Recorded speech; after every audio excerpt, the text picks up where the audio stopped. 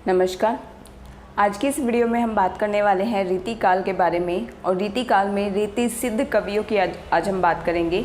इससे पहले की वीडियो में आपने रीतिबद्ध धारा के कवियों के बारे में जानकारी प्राप्त की थी और उनकी रचनाओं के बारे में भी बताया गया था, लेकिन आज की इस वीडियो में हम रीति सिद्ध कवियों के बारे में बात करेंगे। रीति सिद्ध कवियों में मुख्यतः दो कवियों के ही नाम आते हैं, एक है बिहारी लाल और दूसरा है वृंद। वृंद का नाम कई अन्य विद्वानों के द्वारा उनको रीति सिद्ध कवि माना गया है, इसलिए उनका भी नाम हम इसमें पढ़ने वाले हैं। लेकिन मेनली जो बिहारी लाल हैं उन्हीं को रीति सिद्ध कवि माना जाता है। तो इन दोनों कवियों के बारे में हम जानकारी प्राप्त करेंगे और इससे नेक्स्ट की वीडियो जो होगी उसमें हम रीति मुक्त धारा के जितने भी कवि हैं उनके बारे में चर्चा करेंगे। तो अगर आप इस चैनल पर नए हैं तो चैनल को सब्सक्राइब ज़रूर करें। चैनल पर विज़िट करके देख सकते हैं, सभी टॉपिक्स की प्लेलिस्ट बनाई गई है। रीतिकाल जो अभी चल रहा है, भक्तिकाल, आदिकाल ये संपूर्ण हो चुका है। भाषा से संबंधित, लिपि से संबंधित, अनुच्छेद, इन सब से संबंधित आपको वीडियो प्लेलिस्ट में मिल जाएंगी और हिंदी व्याकरण के भी काफ़ी सारी टॉपिक्स ऑलरेडी चैनल पर अपलोड हो चुके हैं। अगर आप इस चैनल पर नए हैं तो प्लीज़ इसे सब्सक्राइब ज़रूर करें और वीडियो पूरा देखने के बाद पसंद आती है तो लाइक और शेयर ज़रूर करें। तो आइए बात करते हैं मुख्य रीति सिद्ध कवियों की, जिसमें हम दो की बात करेंगे। पहला कवि बिहारी लाल।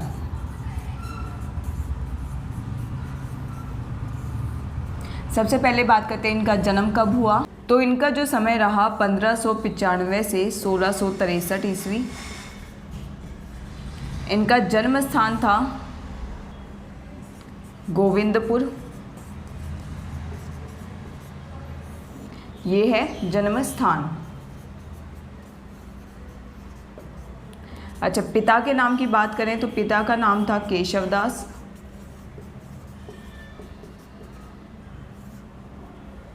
गुरु की बात करें, गुरु का नाम था नरहरिदास। किस संप्रदाय से संबंधित थे तो इनका संप्रदाय था निम्बार्क संप्रदाय। और इनके आश्रयदाता राजा कौन थे? इनका नाम था महाराज जय सिंह।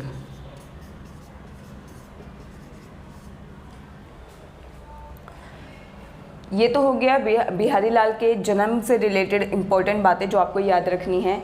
इसके बाद जो इम्पोर्टेंट पॉइंट्स हैं, पहली बात कि आचार्य रामचंद्र शुक्ल,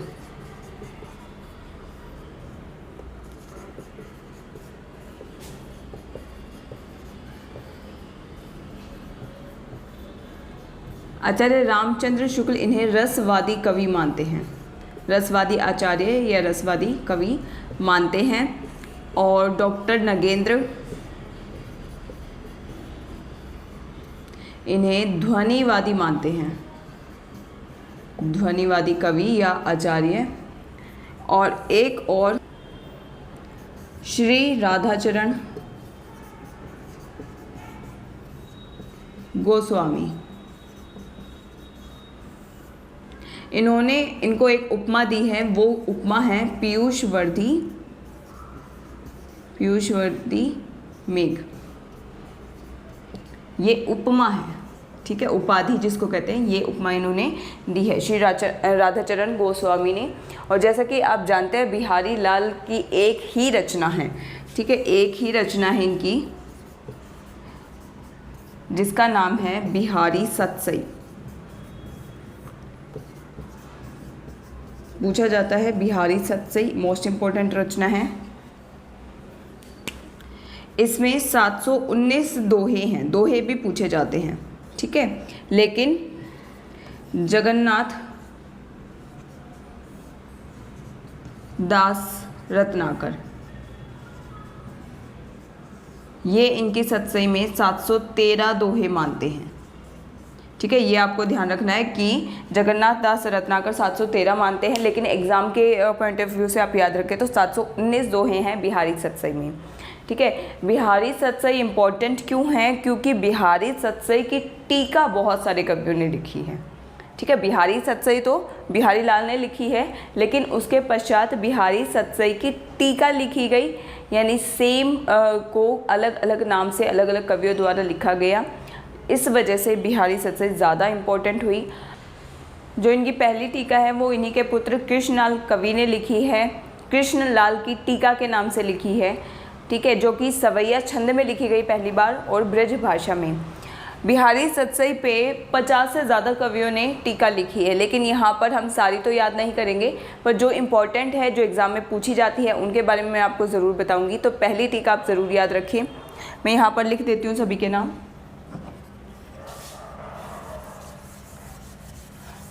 कुछ इम्पोर्टेंट टीकाएँ जो एग्ज़ाम से पूछी जाती हैं वो हैं, सबसे पहले कृष्णलाल की, कृष्णलाल कवि, इन्होंने लिखी है कृष्णलाल की टीका।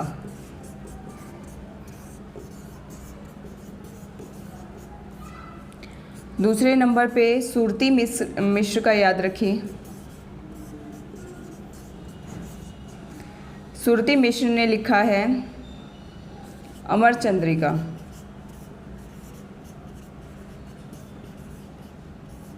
इसके बाद आप याद रखिए लल्लू लाल की,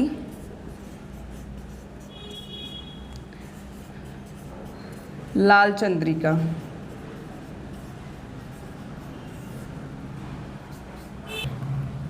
और आनंदी लाल शर्मा की फिरंगे सतसई। ठीक है, तो ये सभी बिहारी लाल की जो रचना है बिहारी सतसई, उनकी टीका लिखी गई हैं, ये आपको याद रखना है। तो बिहारी लाल के बारे में इतना ही। अब बात कर लेते हैं एक बार जल्दी से वृंद के बारे में, कवि वृंद।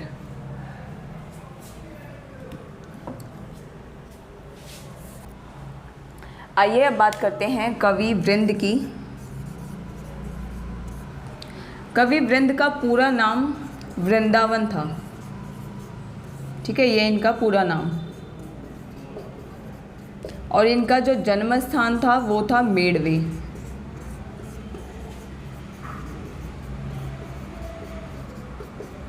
इनके पिता का नाम था श्री रूप, ठीक है। और इनके आश्रयदाता कौन थे? आश्रयदाता थे औरंगजेब और महाराज राज सिंह, ये इनके आश्रयदाता रहे, ठीक है।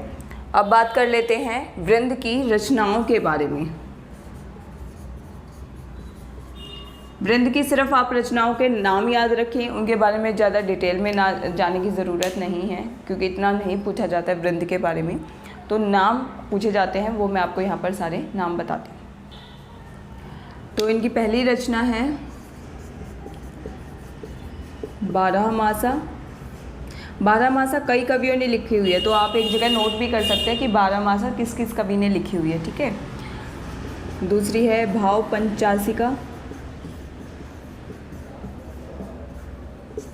तीसरी नयन पचीसी।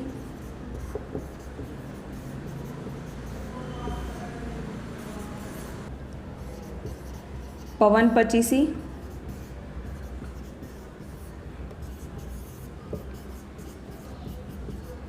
श्रृंगार शिक्षा और यमक सतसई। तो ये 6 रचनाओं के नाम आप याद रखें, जो कि कवि वृंद द्वारा लिखी हुई रचनाएं हैं। तो रीति सिद्ध कवियों में इन 2 ही कवियों के बारे में हमें पढ़ना था, बिहारी लाल और वृंद। इसके बाद अगली वीडियो में हम बात करेंगे रीति मुक्त कवियों की। रीति मुक्त कवियों के लिए भी एक ही वीडियो बनेगी, उसमें आपको सभी रीति मुक्त कवियों के बारे में बता दिया जाएगा। और उसके बाद एक वीडियो और बनेगी जिसमें रीति काल के जितने भी एक्स्ट्रा कवि जो रह गए हैं, जो पूरे रीति काल में आते हैं, और उनकी इम्पोर्टेंट रचनाएं तथा साथ में उनके काव्य पंक्तियाँ जो एग्ज़ाम के पॉइंट ऑफ व्यू से बहुत इंपॉर्टेंट है, पूछी गई हैं, वो सारी काव्य पंक्तियाँ एक वीडियो में आपके लिए बनाऊँगी। तो रीति काल की 2 और वीडियो बनने वाली हैं, उसके बाद हम पूरा ये रीति काल समाप्त कर देंगे। तो बने रहें मेरे साथ इस चैनल पर और अपनी तैयारी को इसी तरह लगातार करते रहिए। धन्यवाद।